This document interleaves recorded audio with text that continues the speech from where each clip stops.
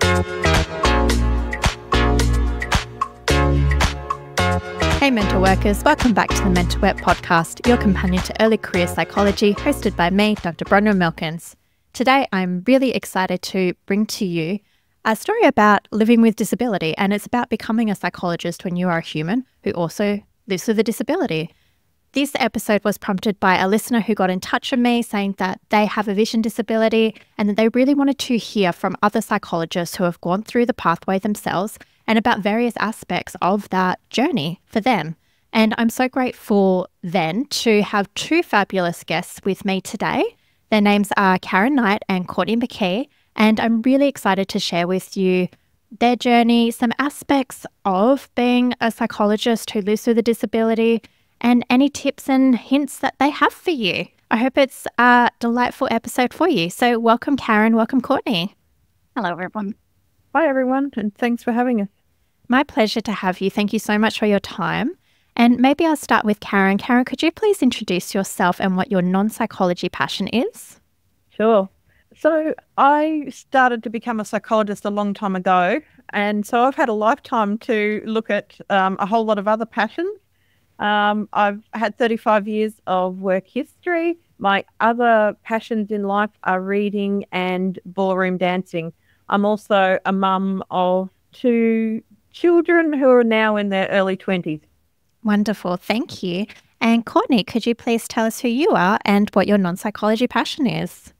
So my name's Courtney. I live in Brisbane in Queensland. I'm the manager of an allied health team providing services to children, young people, their families and their school teams when those children are blind or who have low vision. I have been a psychologist for around about 16 years and I'm blind myself. And I'm the mum of a seeing eye dog called Kovu, and that's about it. My passion is being a dog lover and an avid reader. Oh, lovely. Yes, I'm also a dog lover. Gosh, dogs sound amazing. So I think we'll just start off today by having you both tell us a little bit about your journey in psychology. It both sounds like you're very experienced and you've got a long career in psychology. So I'm not sure if you can recall back, but maybe Courtney, could you tell us a few things about what it was like to gain your registration as a psychologist and as a human who's living with a disability? I think my first interest in becoming a psychologist was back in high school, and it was mainly prompted by my fellow students and my teachers who noticed that I was a good listener. And I think as somebody who has a vision impairment, you rely very heavily on what you can hear going on around you, and you qualify, I guess, what you're taking in through your ears with some micro-counselling skills that sort of come naturally, like paraphrasing to check your understanding. So I went into psychology initially straight out of school, study of psych, and I kind of bounced around for a few years in different courses, explored being a long-term tertiary student, but eventually came back to psychology because it's such a versatile career pathway. It lends itself to so many different opportunities. And I guess when I started in my tertiary studies, I went straight to my disability access advisor. They're called different things, but essentially in every tertiary education institution, you will find somebody who's there to support people with diverse needs as students.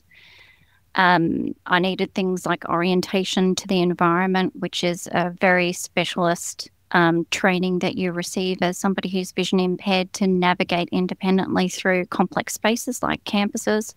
I needed ways of accessing my materials, so textbooks in particular. And back when I was studying, I started with textbooks in audio format on cassettes all the way through to CDs, and then eventually approaching the different distributors of the textbooks for an e-version. And of course, it's very different these days where people can just grab an e-book off the internet without even having to think about it. I went on after my tertiary studies, actually during the end of my tertiary studies, to volunteer with Lifeline, because I knew that practical experience was going to be what actually got me through the door as somebody with a disability. So I was anticipating barriers before I even got there.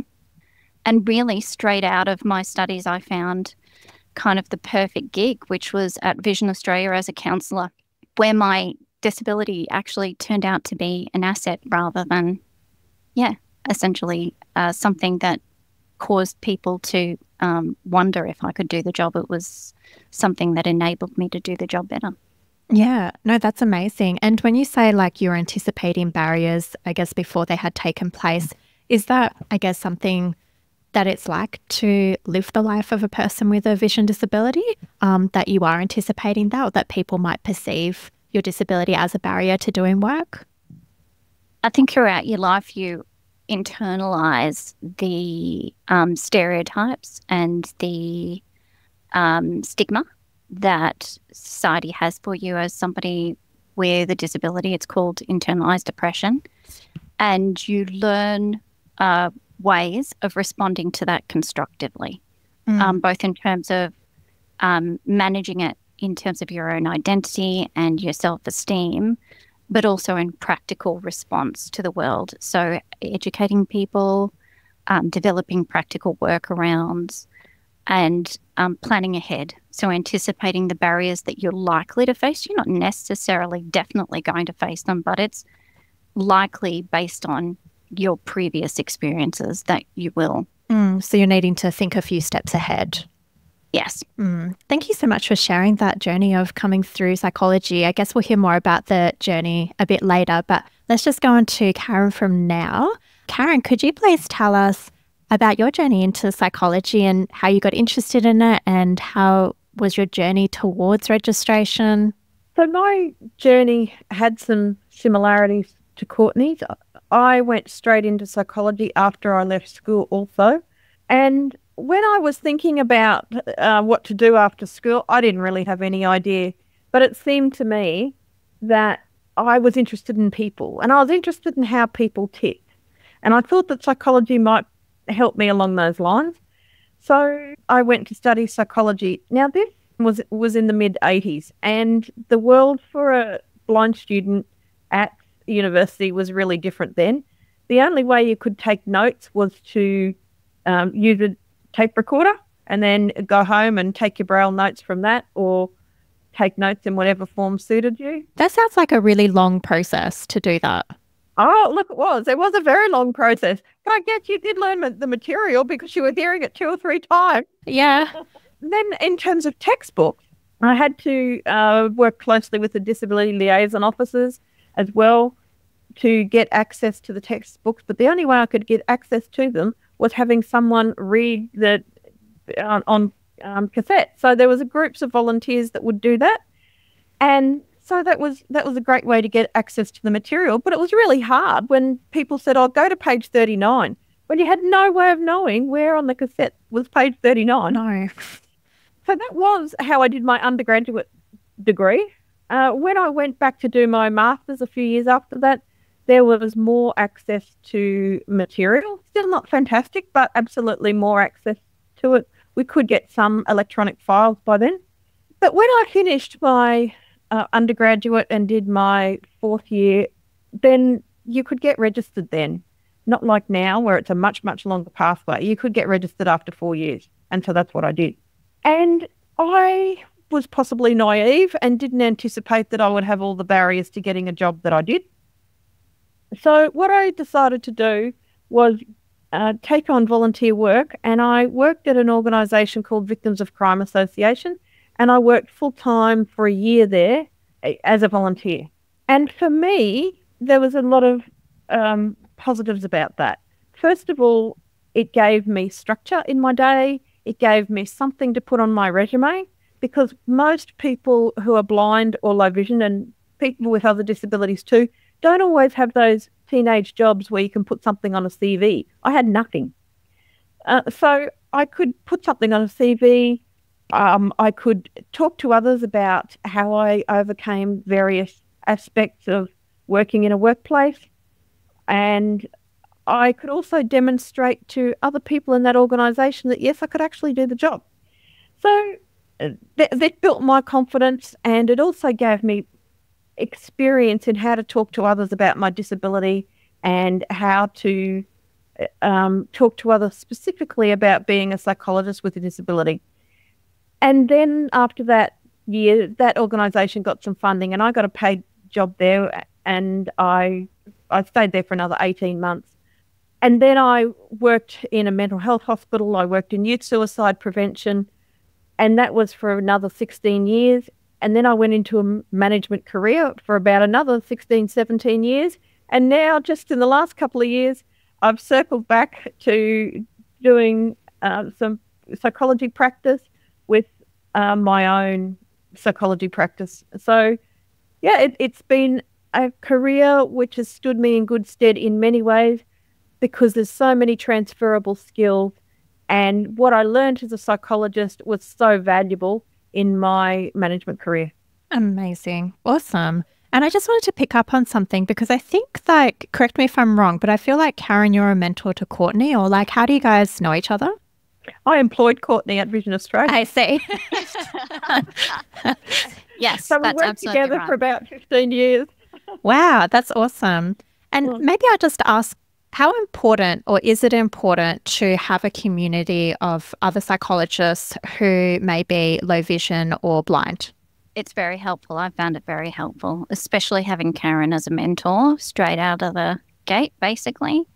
I got to see her do her thing, see how she approached working with different populations, not necessarily in terms of providing counselling, because, as she said, she was in a management role at that time, but certainly just her professionalism helped me understand how I could carry my disability gracefully in the workplace. And there were not many psychologists that I knew that were blind. So it was good when Courtney came along and we could bounce off each other, as we still do today. Along the way now, I've met some other blind psychologists, but certainly in my early career, I didn't know many other blind psychologists at all. And was that isolating for you, Karen, or was it just kind of like, I'm used to it? I felt like that it was just how it was. I was used to being the only blind person in many circumstances. So I built up some psychology networks, but they weren't necessarily with other people that had a disability. And what's it like now? Like, do you find that there are more folks who are vision impaired who are coming into psychology, or have live with other disabilities? Like, is that something on your radar that you're noticing? I feel like that there are a few more people coming into psychology with disabilities now. Possibly we don't seek each other out as much as we might, and don't draw the insights and strengths from each other that we might. But I do feel like it is much more of a possible career choice now than it used to be. That's awesome. It does sound like, with the, I guess, accessibility in terms of electronic materials, like that sounds like a big plus. Absolutely, it's a big plus. Even the ability to do online testing now, that was a real barrier prior to online testing, but now so many doors have opened as a result of that. Awesome. And maybe I'll ask this question, because this was of interest to a listener who asked, about accessibility in psychology settings, like as a psychologist, which can be an issue for many individuals living with disability. Is this something that you need to advocate for, or have you found that people are willing and able to put in things that you need to be able to do your work? Not always.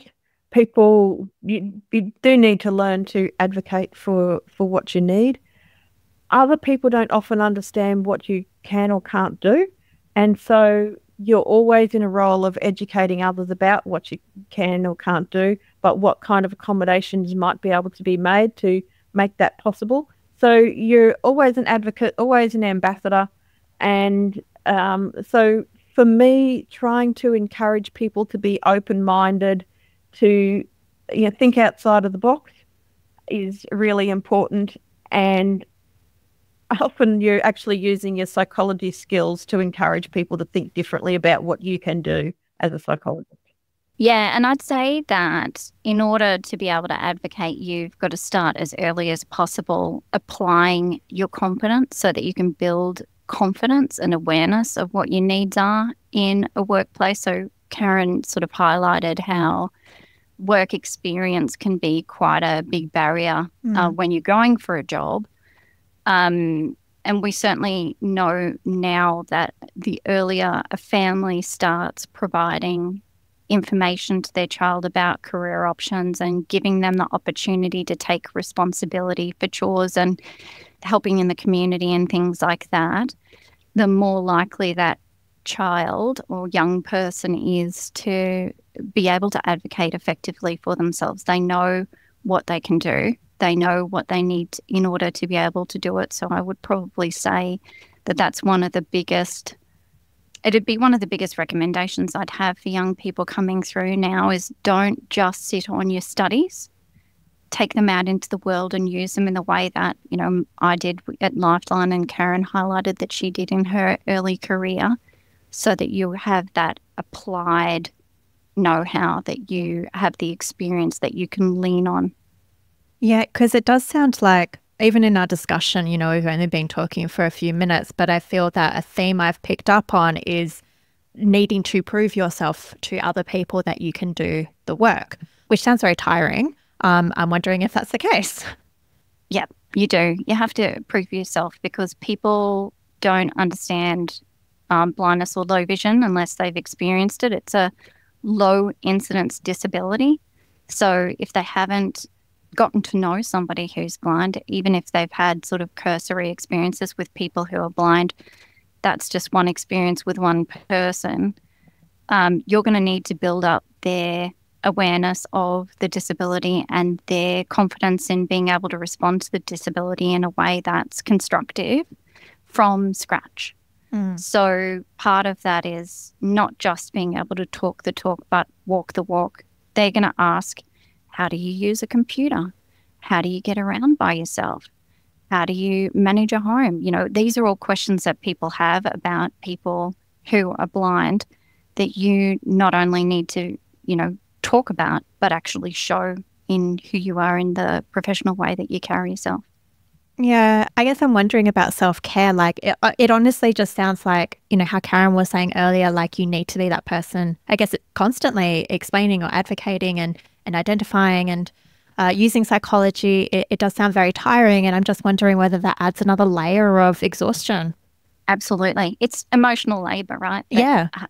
People who don't have a disability don't necessarily have to consider, although many of us have challenges, and I understand the concept of intersectionality where many challenges meet and create their own specific ways that you need to educate the world around you based on your experience. But yeah, it's tiring, and you do have to engage in active self-care to be able to manage it. You have to choose your battles. You're often people's teachable moment, and you have to be ready to be a good ambassador, or you need to know how to withdraw from that situation to keep yourself safe sometimes. Karen, what do you think? Absolutely. I think self-care is really important, and self-care skills don't just happen. You really need to actively engage in learning them. And this isn't just about people who are psychologists. It's people with a disability who have to champion whatever it is they wish to do in the community. And so for me, it took actually quite a long time to learn what self-care worked for me, and that I actively needed to develop those skills. And so I think it's important for people to develop those plans early in life and be experimenting with what works. It will change over time as you grow and change, but it needs to be, your self-care strategies need to be a constant companion. Yeah.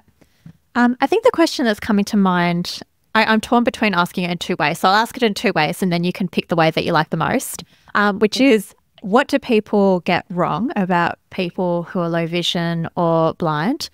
And what do you wish people knew about people who have a vision impairment?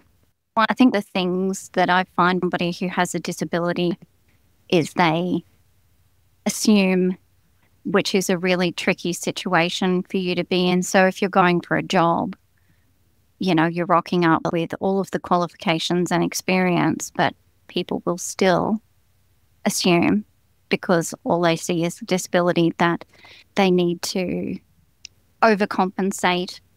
They'll be nervous. And look, I understand in new territory, that's how we are. We're nervous.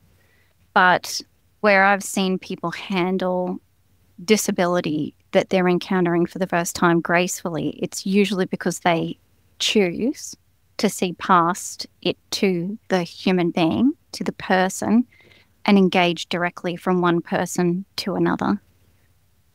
That's really beautifully put, Courtney. I had my brother who lives with cerebral palsy and an intellectual disability on the podcast a few months ago, and this is something that he spoke to, that people do see him as incompetent, and he's like, I can do this thing, and it grinds my gears, like seeing people treat him like that. And I also see the opposite, which is what I was hearing you describing, is like when somebody treats you as a human.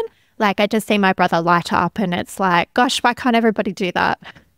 And I suppose there's a couple of different ways of othering. There's the one where people assume incompetence, and then the other side of the coin where people assume that you're superhuman because you get out of bed in the morning, which is one of the things that Stella Young highlighted so well in her TED talk. So, either way, again, they're not seeing you as a person. They're seeing you as something other than what they are, which doesn't make for a constructive dialogue. No, I love that TED talk, the inspiration porn TED talk. It's great. And Karen, could you, what do people get wrong? I think often, particularly if you happen to be with someone else, they'll be talking to that someone else, not you. And even when, and you probably see this with your brother, but even when I'm the one that's responding, and the person that I'm with might even be turning to look at me, the person that you're communicating with doesn't always take that hint. Yeah.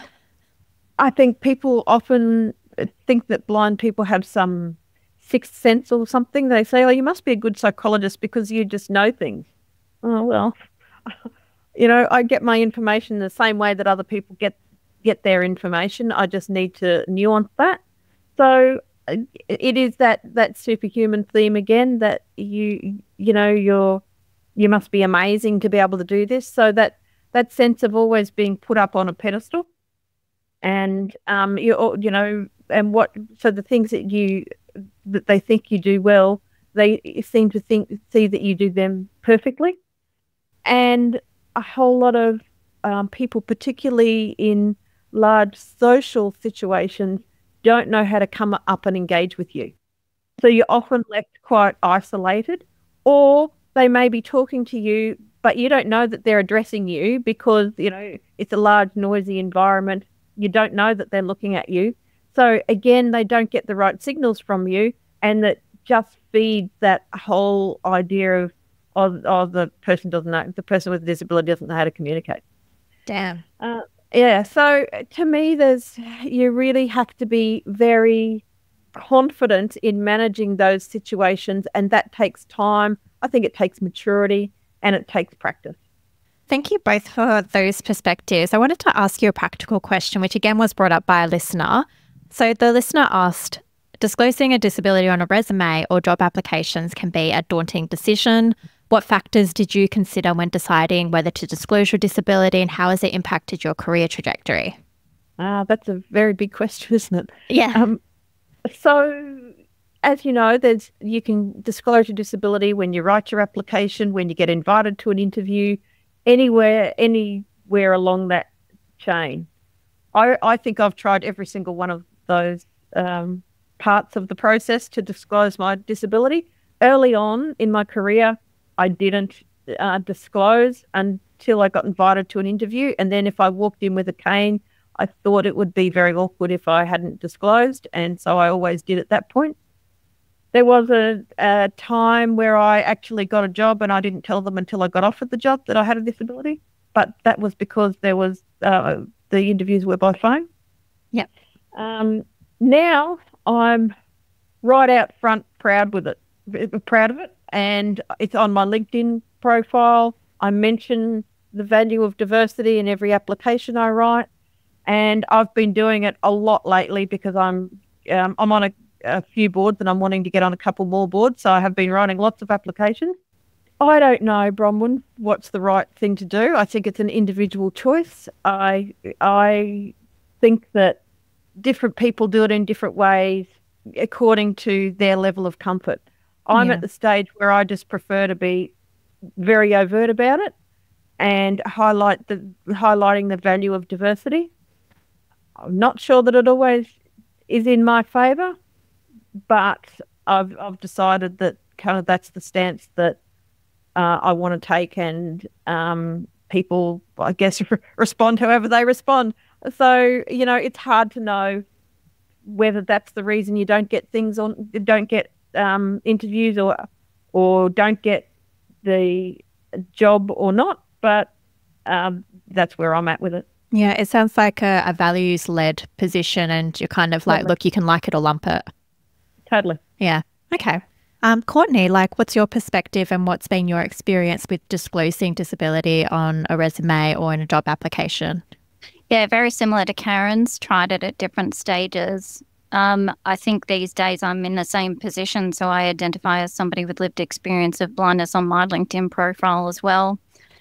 And I would definitely have a preference for disability confident employers. I wouldn't necessarily want to be teaching my employer from scratch about disability unless they had a very, very open and enthusiastic attitude. That having been said, if you start the conversation about disability right at the written application and somebody is interested in taking you through the process, then you can help them understand incrementally as you go through your application process.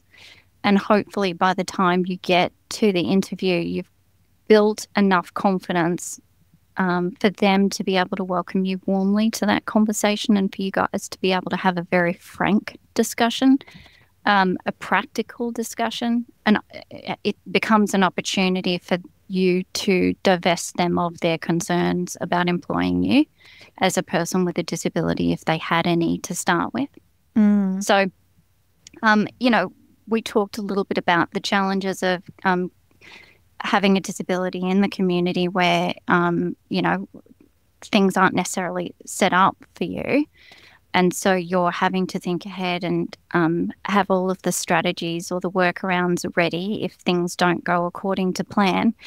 And I think your workplace needs to be a place where you're welcome and you're appreciated and you're able to be effective and efficient and make a really solid contribution to your team and to your organisation.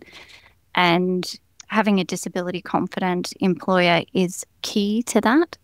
If you don't have somebody who's prepared to support you, then it just adds this extra grind to life that, can be very, very challenging to keep working through. If you don't have accessible systems, if people don't understand basic things like pushing their chairs in so you're not tripping over them every 5 seconds, So, I'm 100% behind disclosing earlier in the piece, but as Karen said, that'll knock a lot of potential employers out of the running straight away. People will just put you in the too hard basket.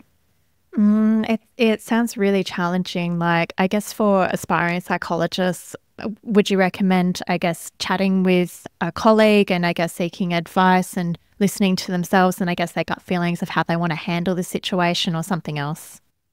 Yeah, as Karen said, it's a personal decision. You have to weigh the pros and cons of disclosing at each stage. Yeah, that makes sense.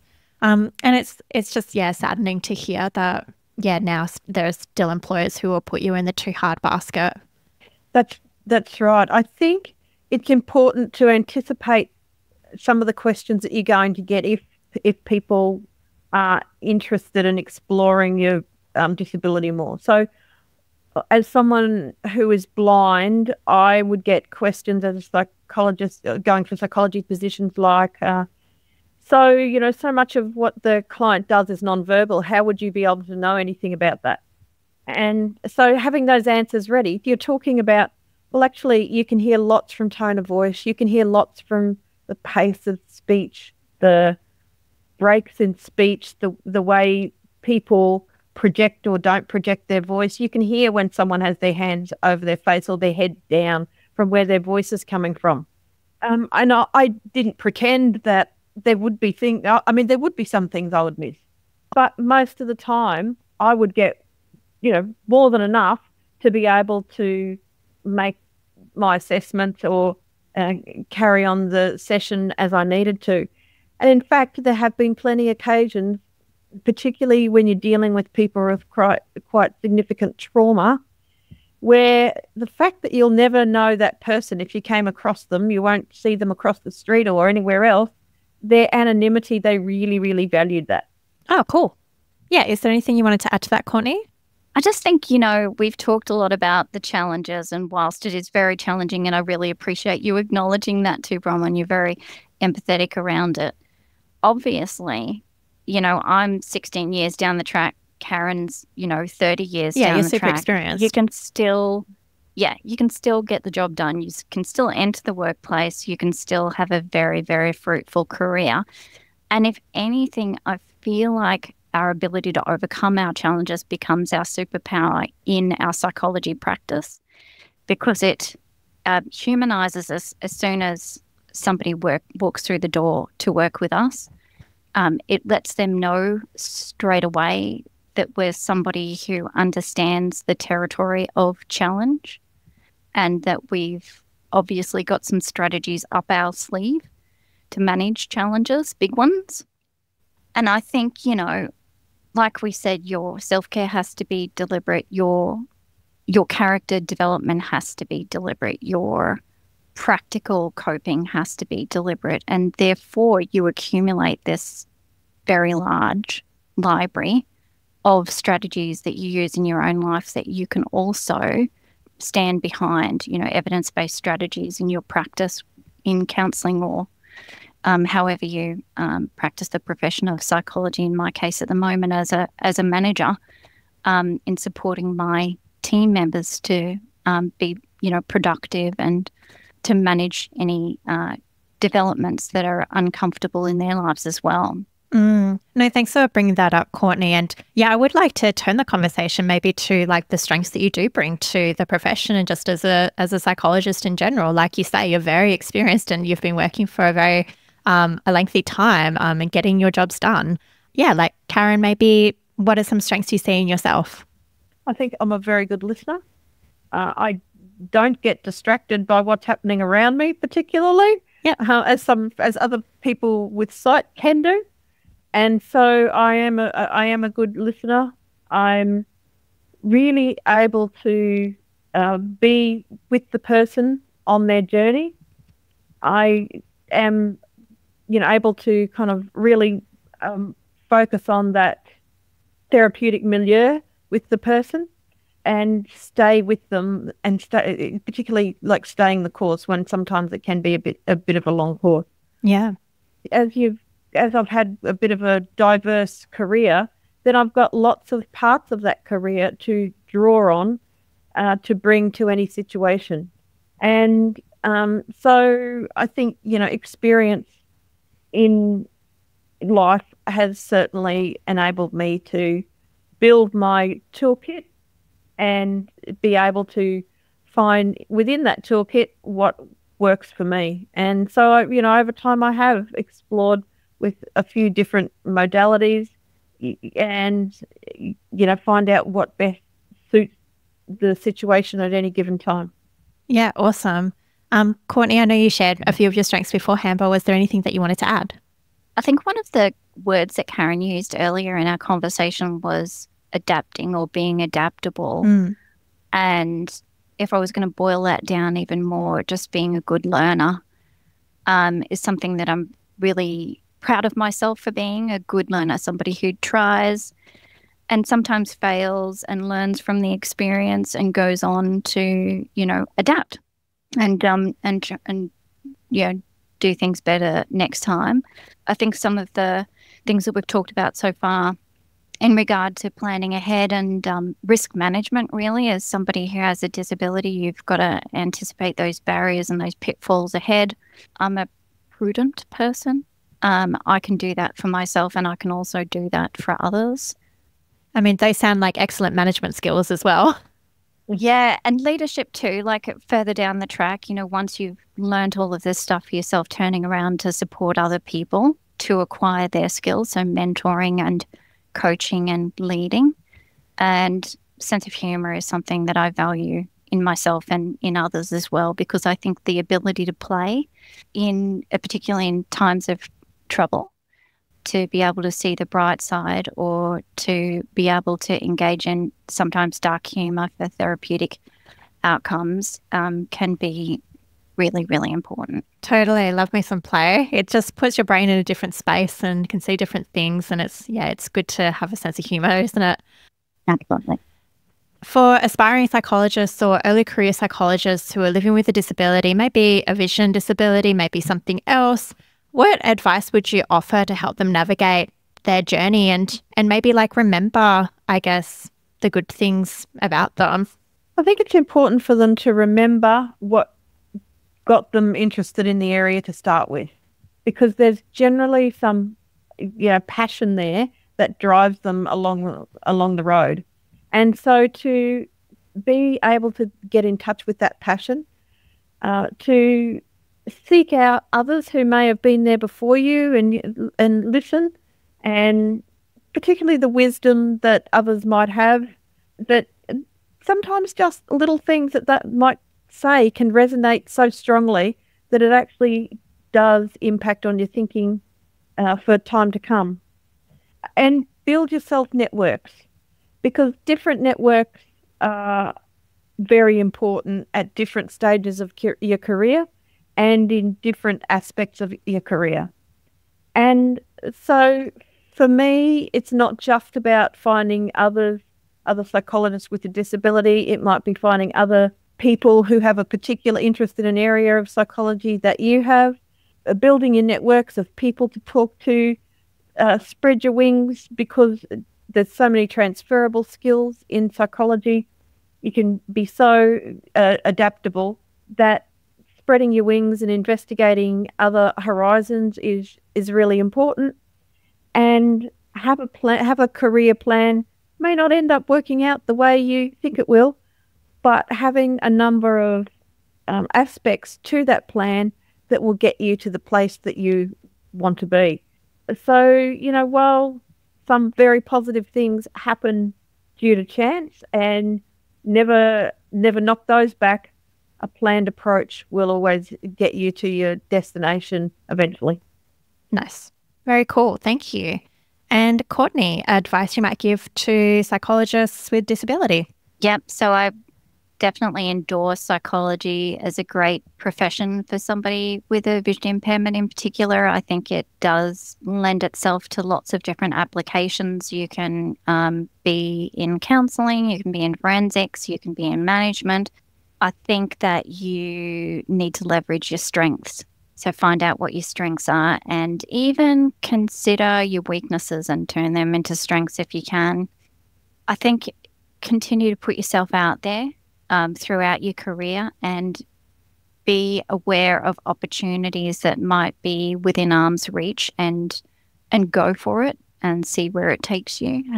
It's been a great thing for me to do throughout my career, because I started at Vision Australia about 16 years ago, and there's been lots of organisational changes that have led to changes in my role, but there's also been opportunities that have come up that I've put my hand up for, and I feel like really over the last 16 years I've been on rotation. I haven't been in the same job for more than 3 years, and I've just accumulated experience across the organisation like a snowball effect as a result of that. So I think, definitely build your skills, but also go broad. Yeah. No, awesome. And are there any specific resources or support networks that you've found particularly helpful in your career that might be helpful to other psychs who have a vision disability? Yeah, so obviously as somebody with a vision impairment, you're going to need either screen magnification or a screen reader, and technology skills are absolutely key to you being able to not only use a computer, but use it, efficiently. You've got to be able to do things at a comparable speed to sighted folks. So understanding all of your keystrokes is really important. That's a really, really practical skill that I see a lot of young people coming through now. Some people are really, really great at it, and some young people neglect it. And it's something that you've got to develop at some point, so it might as well be early. Yeah. Your network of colleagues, professionals who are blind or who have low vision is really important. Your network of other psychologists, regardless of whether or not they have a disability, is really important. When you get into the workplace, developing your relationships with your colleagues. I have the most amazing relationships with my colleagues, work friendships that sustain me in the workplace and make my work life really joyful.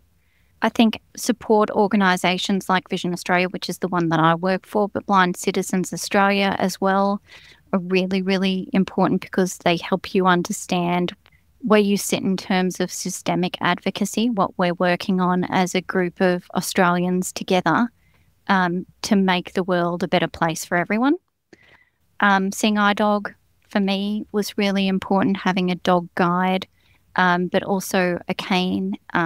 Mobility, being able to get around independently is really important as well. Karen, any specific resources, support networks that have helped you that you would recommend? I think it's important that everybody understands that the government has a program called Job Access, so that when you do get a job, you can have an assessment and be assessed for the kind of equipment that's going to best suit you, and that can be funded. So many people don't know that, but it's certainly something that's a huge enabler in the workplace. I think Courtney mentioned Blind Citizens Australia, but these things are really particularly important when they're things that you need to advocate for in your own way. So a lot of the software that psychologists have to use, particularly in private practice, isn't particularly accessible. So being able to get the support of somewhere like Blind Citizens Australia to advocate to software developers about the importance of accessibility, and then looking for groups, not only of psychologists, but others who might be trying to run their own business, where you can leverage some of the skills that they've used as blind people to do that. Because, there's, as you'd be aware, Bron, when there's other parts to business that you need to be able to access, accounting software, etc., etc. So I think for me, it's absolutely being able to understand where you can go for what you need, do the research to understand what you need and where you can go for help. And I think networks do get you everywhere. It's a skill that a lot of people don't feel comfortable with, but it's absolutely a skill that is so important, and I think one that you need to hone throughout your life. And just being visible in the world of psychology, being aware at some of the conferences, trying to present papers, or just trying to do what you can to be as visible as you can be, because we want to promote that people with a disability can be psychologists too. Totally. And we absolutely want to give each other strength to keep going when times are tough, because there's lots of joy that can be had in this profession. Awesome. And last question for both of you is, I really love it when experienced psychs come on the podcast, because the thing with early career psychs is that they do have a lot of anxiety about how am I going to stay in this profession? Because I think quite early on, it's just so overwhelming. There's so much to learn. There is so much to do. Your confidence can take a real dive and you just feel like, what am I doing? Like, am I being effective? That kind of thing. So I just wanted to hear from both of you, like, what's keeping you going in this profession, and where do you see yourself? Like, what are you looking forward to in the future? So what's keeping you in, and what's keeping you going, I guess? Oh, that's such a tough question. What keeps me going? I really like making myself useful.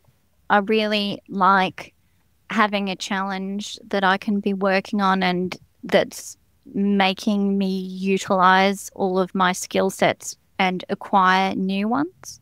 I really appreciate, like, my managers have always been very, very good at throwing me at a problem to address it in a constructive way. And I find that makes my work life really juicy. So that's what keeps me here.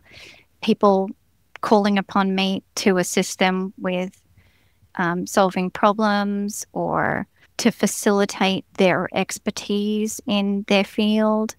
I really love being a leader of a really high performing team now. So just being able to watch the guys work and do my part to make their lives a little bit easier so they can make other people's lives, the lives of our clients, a little bit easier. Yeah, I like being useful. Great way of putting it. And I'm glad that you are put in these positions where it's like you feel like you get to use all these great parts of you. Karen, what's keeping you going? What are you looking forward to? I love the diversity of psychology, and I think I have been able to experience the diversity that it's given me. There's no 2 days that are the same, even when you think that you're just talking to one person after another. Everyone's an individual. Everyone has a story. I've been able to use my psychology knowledge to manage large teams, to work through change management processes, to motivate people, to lead. I've been able to work with young people, people who have recently lost their jobs, people who are older people going through life change, people who are adjusting to disability. The diversity of what I've been able to do is endless, and that's what keeps me going. And I think there's probably a whole lot of other things that I haven't yet discovered about what psychology can lead me to. Oh, that's really exciting. Yeah, I think that will really help a lot of listeners. They're just like, what is there? And so, yeah, that's really nice to hear. Karen and Courtney, thank you so much for coming on the podcast. It has been such a pleasure to have this conversation with you, and I'm so glad that we were able to connect and get your insights and hear everything. Thanks very much for having us, Bron. My pleasure. And is there anything else that we haven't touched on that you want to make sure that listeners know about? Not that I can think of at the moment. I think we've kind of had a pretty wide-ranging discussion, and I hope people can take something from. And when you're feeling lost, there's plenty of people out there to help you find the way again. Lovely. Courtney, anything? Oh, that's so beautiful, Karen. I think we should end on that. Yeah, me too. Yeah, that sounds awesome. Well, listeners, thank you so much for listening. I do hope that you got a lot out of today. I know I did. And if you want to make sure that other people can hear what you've heard, then make sure to put the podcast in their ears. Is the best way to get it out there. Thanks again for listening. Take it easy and catch you next time. Bye.